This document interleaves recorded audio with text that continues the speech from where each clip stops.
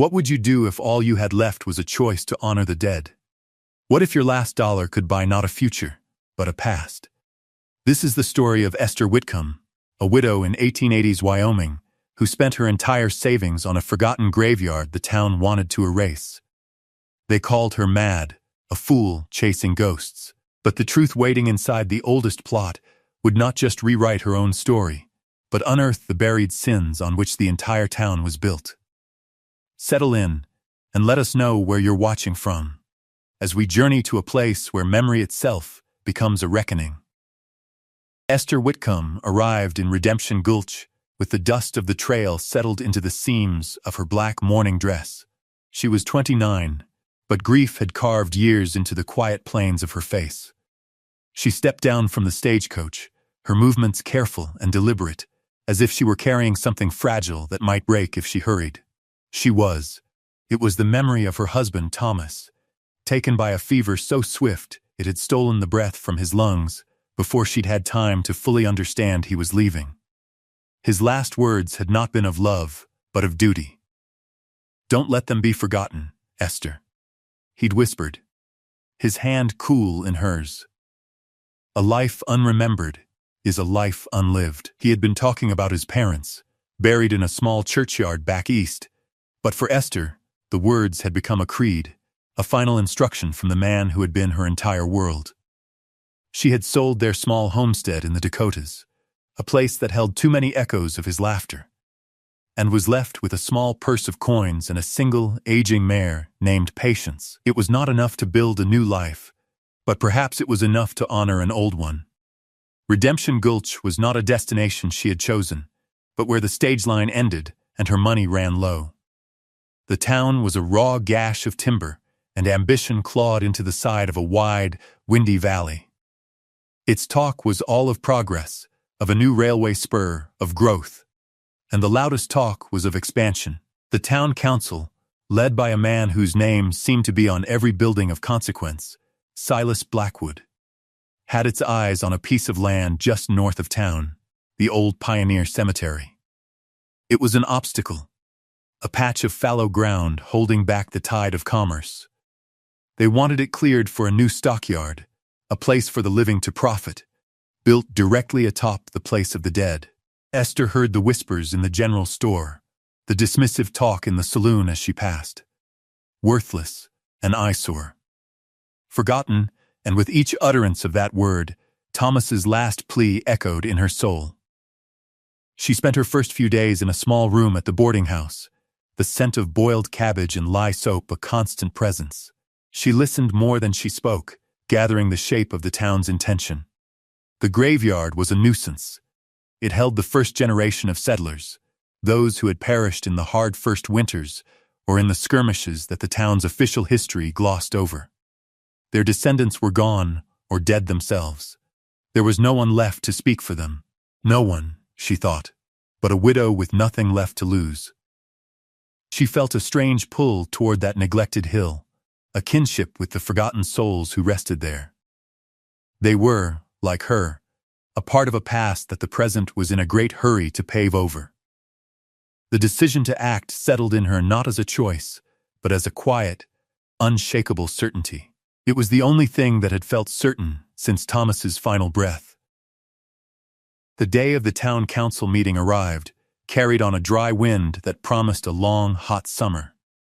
The meeting was held in the saloon, the only building large enough, and the air was thick with the smell of stale beer and sawdust. Esther took a seat in the back, a small, still figure in black, almost invisible in the shadows. Silas Blackwood stood at the front, a man made large by his own confidence. He was handsome in a severe way, with a voice that filled the room without effort. He spoke of the future, of cattle and commerce, his words painting a picture of prosperity that left no room for sentiment. "This patch of land," he said, gesturing vaguely toward the hills, "is a relic, a monument to failure. We are a town of the future, and the future requires space." He proposed the sale of the plot, a single acre, for the nominal fee of $20, just enough, he noted with a smirk, to make the transaction legal. A low chuckle moved through the room. $20 for an acre of bones and weeds. It was a joke. The motion was seconded. The vote was called. Hands went up, a forest of casual assent. And then, from the back of the room, a voice, clear and low. "I will buy it." Every head turned. Esther Whitcomb stood, her hands clasped in front of her. The room fell into a profound silence, the kind that follows a dropped plate in a quiet church. Blackwood stared, his expression shifting from command to disbelief, then to amusement. "You, madam?" he asked, a cruel smile playing on his lips. "And what would you do with a graveyard?" Esther met his gaze. "I would care for it," she said simply. The silence broke, replaced by a wave of snickers and confused murmurs. Blackwood, seeing the absurdity of it, laughed outright. "Very well," he boomed. "The town of Redemption Gulch hereby accepts the generous offer of Mrs. Whitcomb, $20.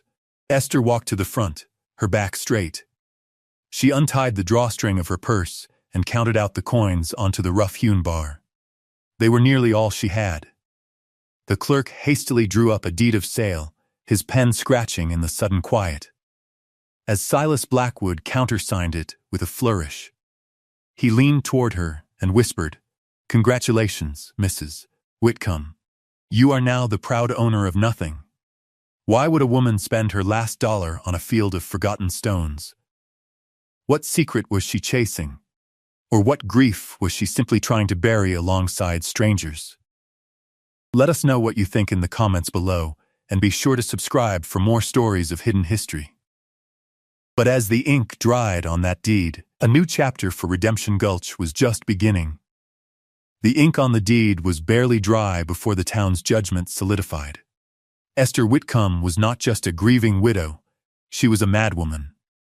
The purchase became the primary source of gossip and cruel amusement in Redemption Gulch. When she walked down the plank sidewalk to the general store, conversations would halt, replaced by whispers that followed her like a cloud of flies. Mothers would pull their children closer, as if her particular brand of sorrow were contagious. The children, less subtle, would point and chant in low, sing-song voices, "Graveyard Esther bought the bones." She learned to walk with her eyes fixed on the horizon, her face a placid mask that betrayed none of the hurt that pricked at her heart. She was more alone now than she had been in the first raw days of her widowhood. One afternoon, Silas Blackwood made a point of stopping her directly in front of the hotel, where he and his associates were often found. He tipped his hat with exaggerated politeness, his eyes glinting with malice. "Good day, Mrs. Whitcomb," he said, his voice loud enough for everyone on the street to hear. "Enjoying your collection of ghosts?" His friends chuckled. Esther simply looked at him, her gray eyes holding his for a moment. She offered no reply, no defense. Her silence seemed to infuriate him more than any retort could have. He scoffed, turning back to his companions. "She's addled by grief," he declared, dismissing her with a wave of his hand. Esther continued on her way, the sound of their laughter following her down the street. Each jeer, each pointed finger, did not weaken her resolve, but tempered it, hardening it from a soft sentiment into something sharp and resilient, like steel forged in fire. There was one encounter, however, that was different. As she was purchasing a few simple supplies, a scythe, a pair of thick leather gloves, a whetstone, an old woman entered the store. She was Shoshone, her face a beautiful map of wrinkles, her hair in 2 long silver braids. The townsfolk called her Stands in Silence, for she rarely spoke and moved with a quiet dignity that seemed to belong to the mountains themselves. She watched Esther for a long moment with dark, knowing eyes. As Esther paid for her goods and turned to leave, the old woman stepped into her path and gently placed a hand on her arm. The touch was surprisingly firm, the skin of her hand as soft and dry as old leather. She leaned in close, her voice a low murmur, like wind through pine needles. "The oldest roots," she said, her gaze intense, "hold the deepest water." Then, just as quickly, she released Esther's arm and was gone, melting back into the sun-drenched street. The words were cryptic, a puzzle Esther could not solve. She stood there for a moment, the weight of the old woman's hand still palpable on her sleeve, the strange sentence echoing in her mind. It felt less like a warning and more like a blessing, though she could not say why. That evening, packing her few belongings into saddlebags, she felt a profound sense of isolation. The town had cast her out. She was an eccentric, a pariah. But as she saddled her old mare Patience, the horse nudged her shoulder with its soft nose and let out a low, rumbling sigh. Looking into the animal's large, gentle eye, Esther felt a surge of defiance. They could all laugh. They could all whisper. They did not understand. She wasn't buying death. She was buying memory. She was fulfilling a promise to the only person who had ever truly known her. The cryptic words of the Shoshone woman returned to her. Oldest roots, deepest water. Perhaps she was digging for something after all.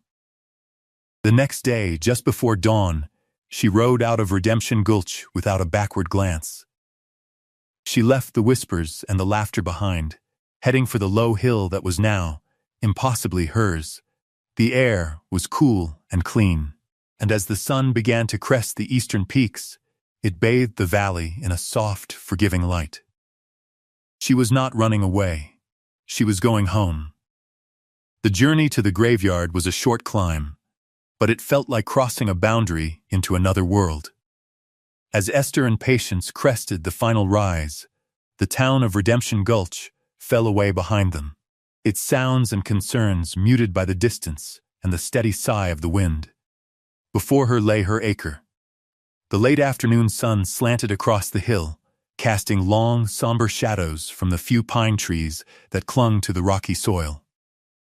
The light was the color of old honey, and it gilded the tops of the tall, wild grasses, making the place look both beautiful and profoundly sad.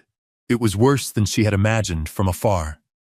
The picket fence that had once enclosed the grounds had mostly collapsed, its weathered boards splintering back into the earth. Weeds and thorny bushes grew in a tangled riot, choking the faint outlines of what might have once been paths. Most of the headstones were tilted at weary angles, as if tired of standing watch. Many had fallen completely, their faces pressed into the dirt, their inscriptions obscured. The place didn't feel haunted by ghosts so much as by neglect. It smelled of dust, of dry grass, of the sweet, slow decay of pine needles. It was the scent of forgetting.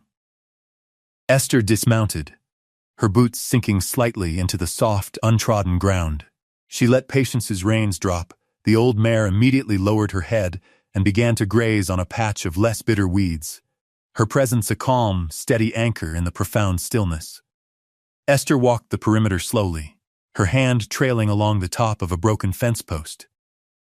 The wood was smooth and silvered with age, soft to the touch.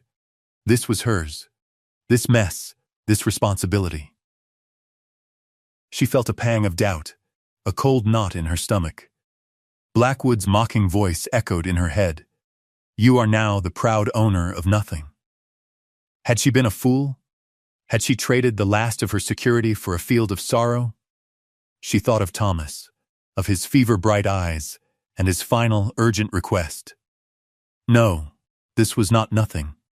This was a duty. She walked deeper into the cemetery, her skirts whispering against the dry stalks of yarrow and sage.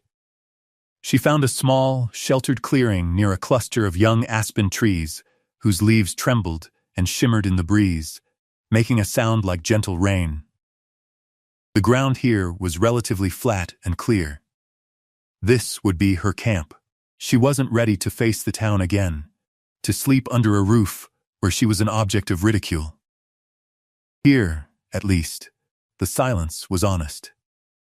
As dusk began to settle, painting the sky in strokes of violet and bruised orange, she built a small fire. The flames pushed back the gathering dark, creating a small circle of warmth and light. She ate a simple meal of hardtack and dried apples, sharing a piece with Patience, who had wandered closer to the fire's glow. The horse stood nearby, occasionally stamping a hoof or sighing a great, gusty breath into the cooling air. Later, Esther unrolled her bedroll near the fire, but not too near the graves. She lay on her back, looking up at the sky. The stars here were brilliant, flung across the blackness, with a wild, careless beauty she had never seen in more settled places.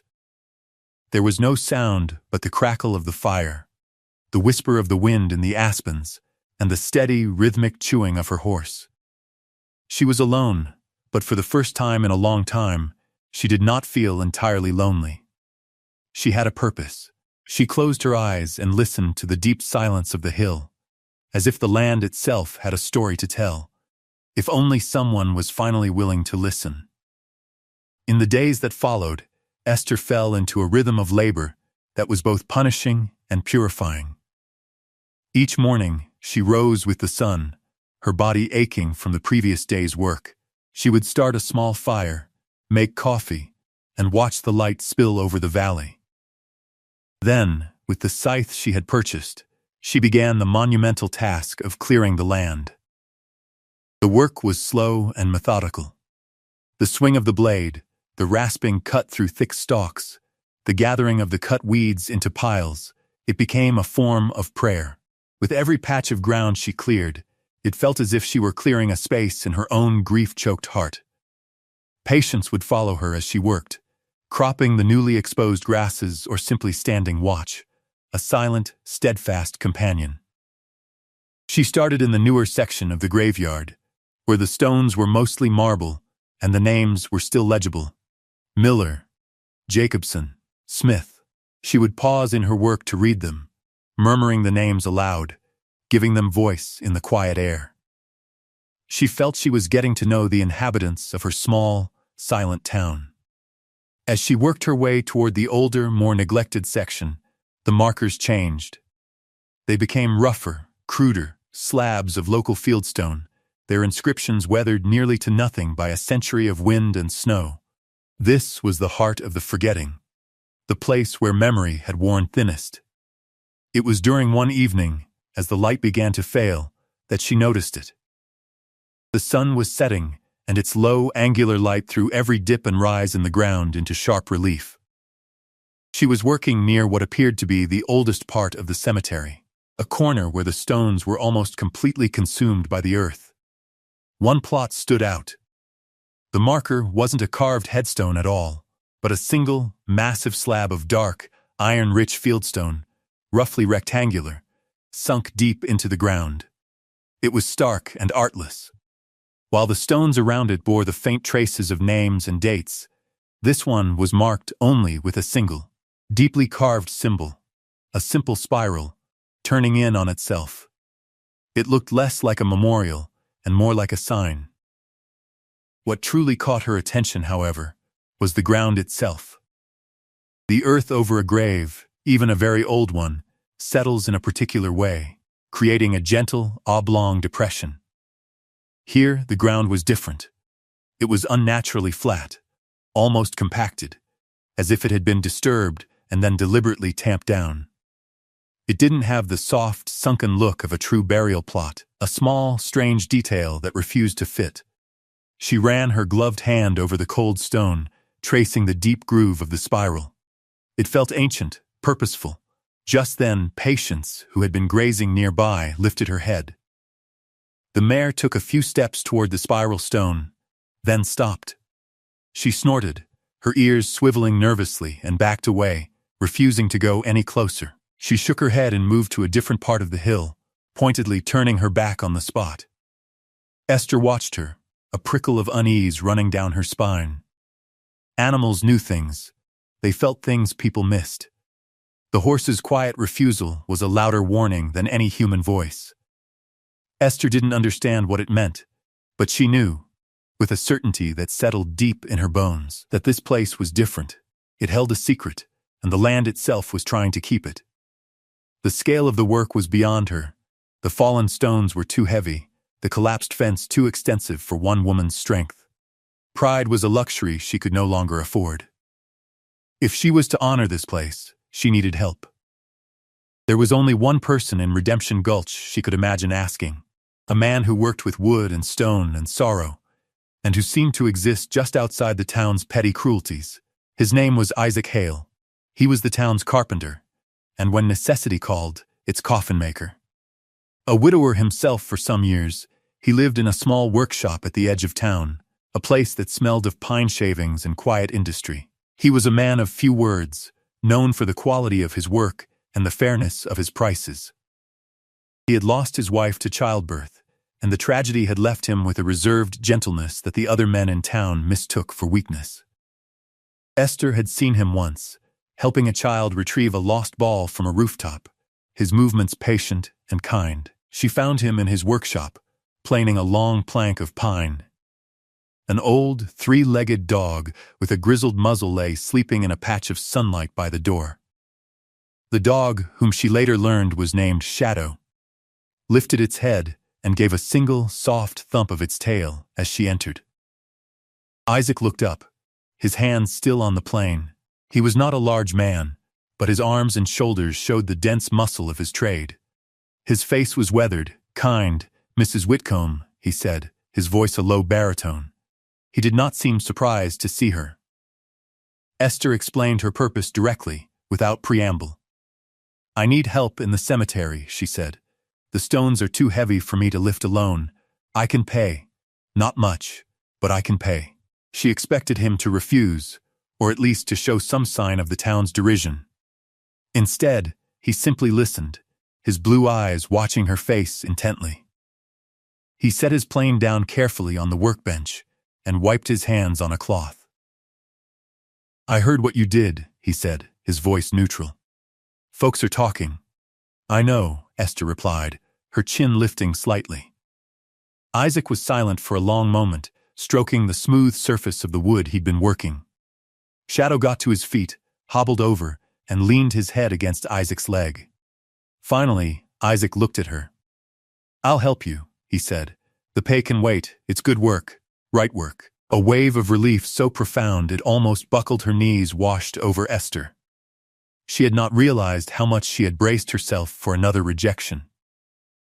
The next morning, Isaac arrived at the graveyard hill in his work wagon, which was loaded with ropes, stout timbers for levers, rollers, and a heavy iron pry bar. Shadow sat proudly on the seat beside him. Thus began their partnership. They worked in a comfortable, practiced silence. Isaac was a natural teacher, showing her how to gain purchase, how to use leverage to make a 1,000-pound stone move, how to mix lime mortar to reset a foundation. He never made her feel weak or foolish. He simply showed her the work, and she learned. Her hands, already calloused, grew tougher.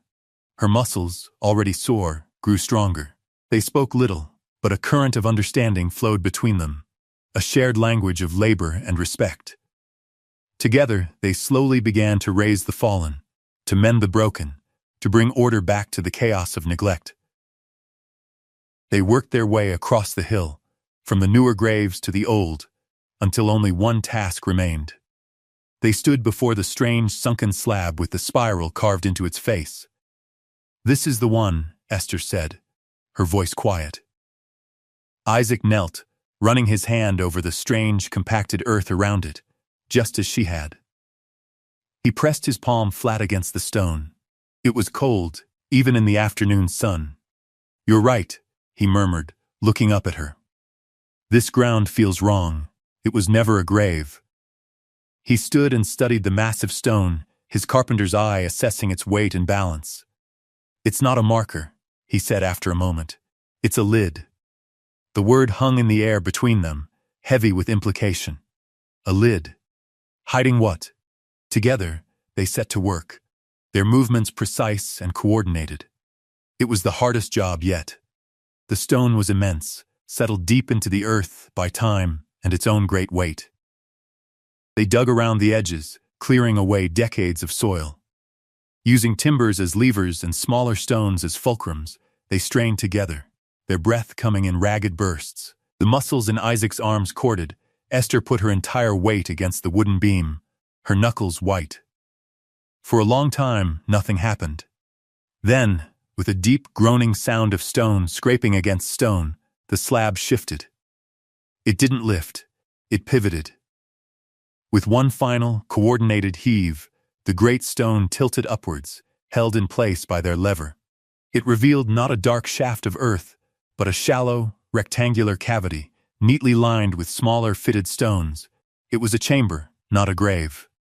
And there, at the bottom, resting on a bed of dry sand, was a heavy, iron-bound strongbox. It was dark with rust, but otherwise intact, its heavy lock still sealed. The last of the day's light fell into the opening, glinting off the dark metal. Esther and Isaac stared down into the hole, then looked at each other. The quiet understanding that had grown between them over days of shared labor now sharpened into a shared, breathless question. Without a word, Isaac lowered himself carefully into the stone-lined space. The air that rose from it was cool and dry, smelling of earth and iron and time. He grasped one of the heavy handles on the side of the box. "It's heavy," he grunted. "Help me." Esther lay on the ground, reaching down. Together they struggled, pulling and lifting, their fingers straining, until they managed to haul the box up and out onto the grass. It landed with a solid, definitive thud. They knelt beside it, their faces illuminated by the single lantern Isaac had lit against the gathering dusk. Using the end of his pry bar, Isaac worked at the rusted lock. The metal shrieked in protest, then broke with a loud snap. He lifted the heavy lid. Inside, wrapped in surprisingly well-preserved oilcloth, were not jewels or gold, but paper. Several thick, leather-bound ledgers, a neat stack of deeds, tied with twine, and a small bundle of letters, the ink faded, but still legible.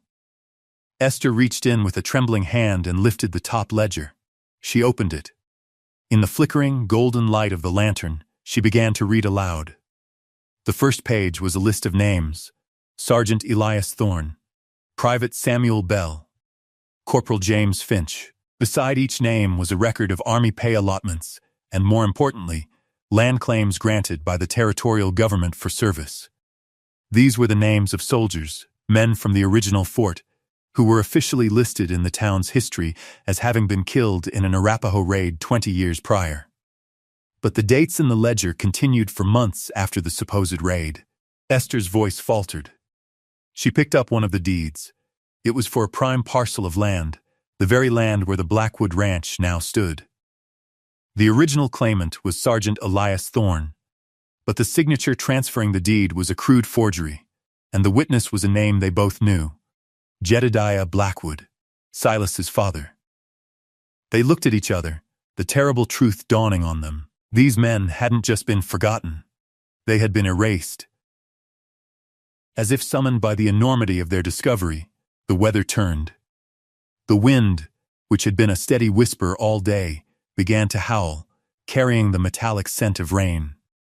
Dark, bruised-looking clouds boiled over the mountains, swallowing the last of the twilight.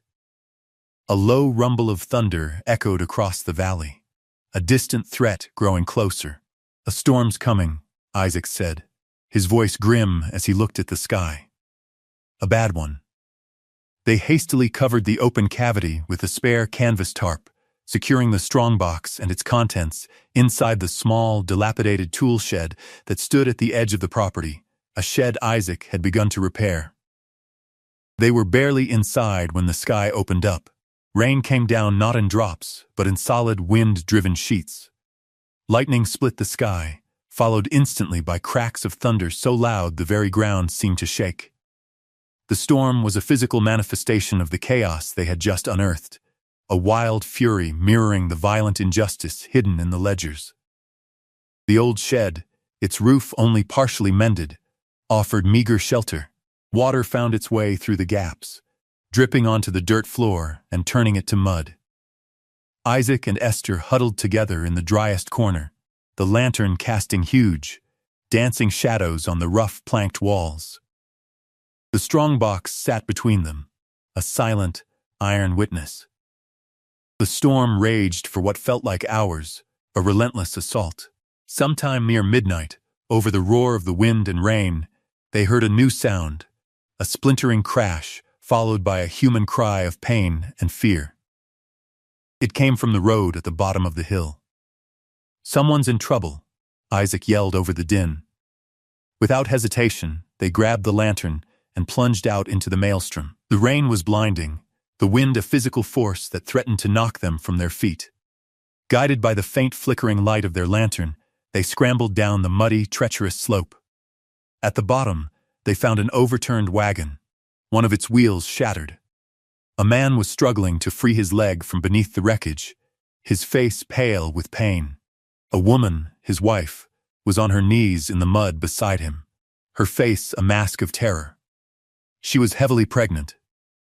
A small child, no more than 4 years old, was crying, soaked and shivering, clinging to her mother's skirts. Working together, their earlier teamwork now a desperate necessity, Isaac and Esther managed to lever the wagon up just enough for the man to pull his leg free. It was bruised but not broken.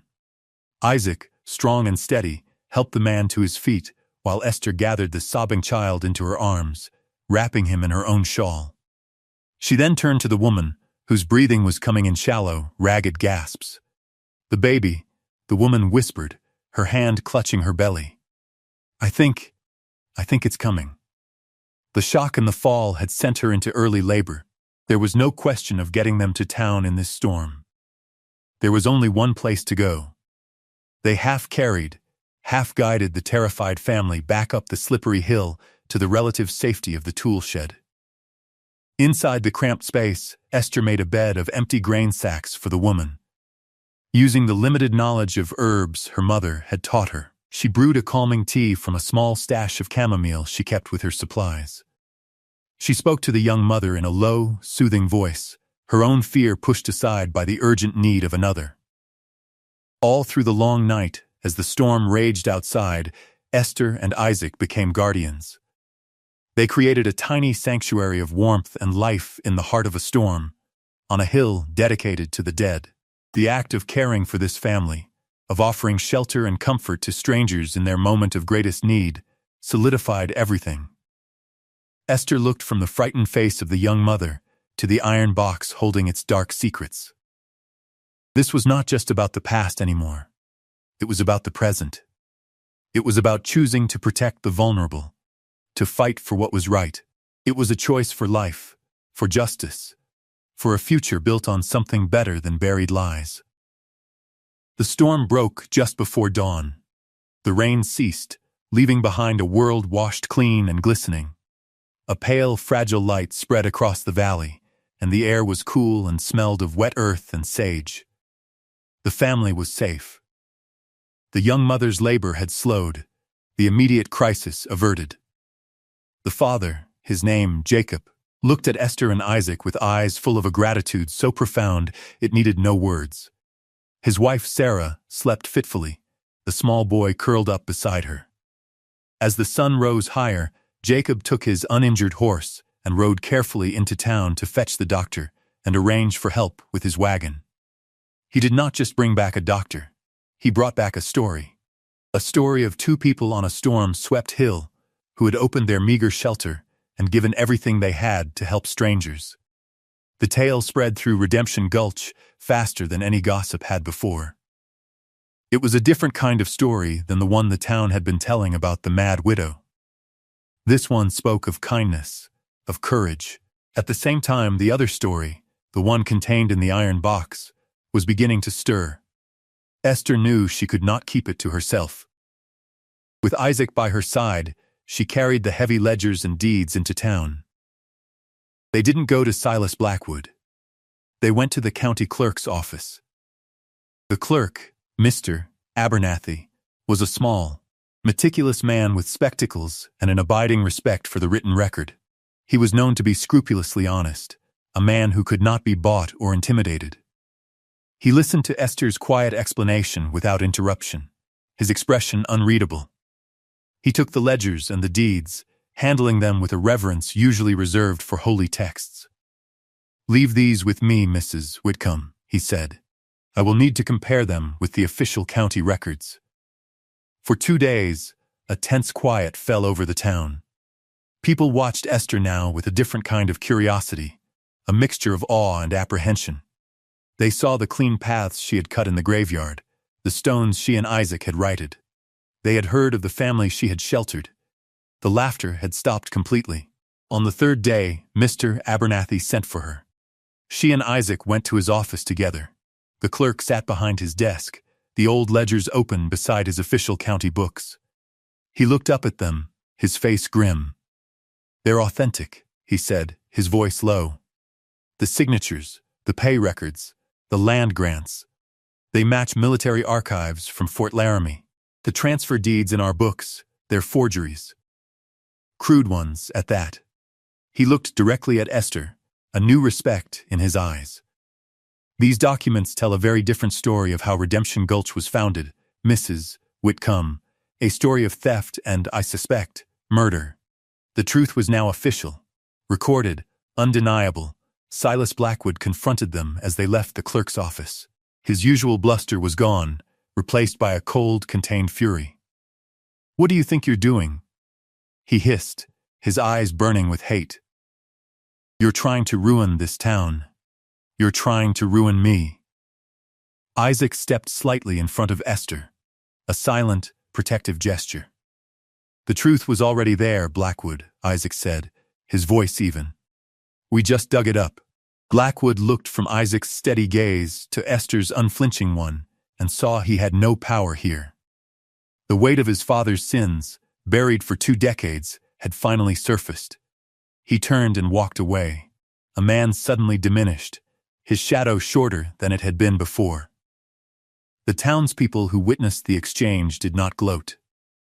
Instead, a quiet, somber understanding began to settle. People started walking up the hill to the cemetery, not to mock, but to see.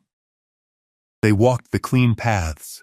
They read the names on the upright stones, some finding the markers of their own forgotten kin.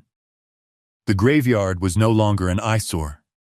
It had become the town's conscience. The chorus of whispers had shifted from ridicule to reverence. Months passed. The heat of summer gave way to the crisp, golden light of autumn. The graveyard on the hill was transformed. The broken fence was mended, its new posts smelling of fresh-cut pine. Flowers, transplanted by some of the town's women, now grew in neat beds alongside the stones. The paths were clear and covered in fine gravel. It was no longer a place of forgetting, but a park of memory, a quiet, dignified place where people came to walk and reflect. The town of Redemption Gulch had begun the slow, painful process of reckoning with its own history. The stolen lands were not all returned. The law was too tangled for that. But compensations were made, trusts established for the descendants of the wronged soldiers that Mr. Abernathy managed to locate. Silas Blackwood, humbled and stripped of his unearned moral authority, sold off much of his father's holdings and became a quieter, more watchful man. The town's foundation, once thought to be solid rock, had been revealed as sand, and now they were slowly, painstakingly, rebuilding it on truth. One evening, at the hour when the sun touches the horizon and bathes the world in amber, Esther and Isaac stood on the hill, looking down at the town. The leaves of the aspen trees that sheltered her first campsite were a shimmering, brilliant gold. Isaac had carved a new marker for the empty, stone-lined cavity where the box had been found. It was made of smooth, polished oak, and the inscription was simple. It read, "To the forgotten. Now remembered." The air was still and cool. Isaac reached out and took Esther's hand. His palm was calloused and warm, a perfect fit for hers. She did not pull away. They stood in comfortable silence for a long time, watching the first lamps begin to glow in the windows below. Esther looked at the neat rows of stones, each one a life, a story that would no longer be lost. She thought of her journey here, of the grief that had propelled her, of the purpose she had found in this lonely, beautiful place. She looked at Isaac, at the quiet strength in his face, and felt a sense of peace that she thought had been buried forever with Thomas. This was not a replacement, but a continuation, a new chapter. "You know," she said, her voice soft in the twilight, "we weren't just saving a graveyard." Isaac looked at her, his blue eyes gentle. "No," she continued, her gaze sweeping over the peaceful hill and the town beyond. We were building a foundation. Thank you for joining us on this journey. It's a story that reminds us that true foundations are built on truth, not just on stone. If you were moved by Esther and Isaac's story, please leave a like and a comment, and subscribe for more tales from the forgotten pages of history. We'll see you next time.